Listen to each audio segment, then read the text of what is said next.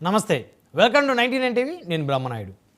అమరావతిలోని అనంతవరంలో వనమహోత్సవ పండగ వాతావరణం సంతరించుకుంది. పర్యావరణ పరిరక్షణకు అందరూ కృషి చేయాలని సూచించారు. వచ్చే ఏడాది 1,000,000 మొక్కలు నాటాలనే లక్ష్యంగా పెట్టుకున్నామన్నారు. చెట్టు లేని జీవితాన్ని పర్యావరణం గురించి ఆలోచించే స్థాయిలో ఉన్నారు అంటే ముందుగా కొమ్మిరి అంకారావు గారిని ఈ కార్యక్రమానికి విశిష్ట అతిథిగా పిలిచినందుకు మనస్ఫూర్తిగా అధికారులకి,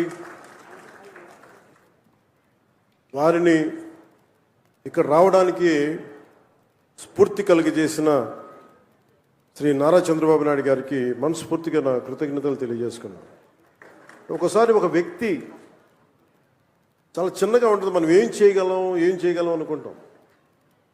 నాకు ఆయన్ని గురించి చదువుతూ ఉంటే ఒక నల్లమల పరిరక్షణ కోసం ఆయన పడ్డ తపన, గత కొన్ని సంవత్సరాలుగా ఆయన కొన్ని దశాబ్దాలు 3 దశాబ్దాలుగా ఆయన చేస్తున్న కృషి చాలా ఇన్స్పిరేషన్ అనిపించింది. ఈ కార్యక్రమానికి దీనికి మాట్లాడాల్సిన మరింత అర్హత, బలమైన అర్హత గౌరవ ముఖ్యమంత్రి నారా చంద్రబాబు నాయుడు గారికి ఉంది. నాకు ఎప్పుడు అర్హత వస్తుందంటే కనీసం నేను 1,00,00,000 మొక్కలు మన అంకారావు గారి లాగాను, లేదంటే గౌరవ ముఖ్యమంత్రి నారా చంద్రబాబు నాయుడు గారి లాగా ఒక చెట్టు నీరు కార్యక్రమం లాంటివి చేసిన తర్వాత ఒక స్ఫూర్తిదాయకంగా మాట్లాడే హక్కు నాకు వస్తుంది ఖచ్చితంగా.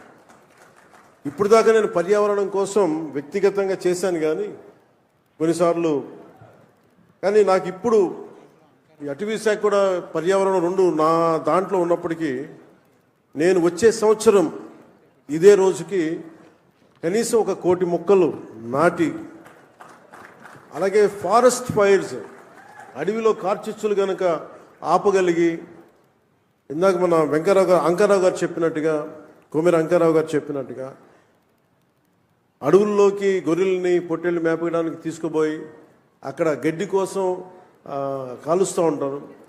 వారికి కొంత అవగాహన సదస్సులు పెంచి వచ్చే సంవత్సరం ఇదే సమయానికి మనస్ఫూర్తిగా మీతోటి అనుభవంతో మాట్లాడతాను. ఒక అటవీ శాఖ మంత్రిగా కావచ్చు, పర్యావరణ శాఖ మంత్రిగా కావచ్చు. అలాగే ఒక్క వాక్యం చెప్పి నేను ముగిస్తాను. చెట్టు అదేదో మనకు ఒక ఆశయమో దానికి, ఇది చెట్టు మనకి ఆధారం. కేవలం పక్షులకి వీటికే కాదు, ప్రతి ఒక్కరికి చెట్టు లేని జీవితాన్ని ఊహించుకోండి. పర్యావరణం గురించి ఆలోచించే స్థాయిలో ఉన్నారు అంటే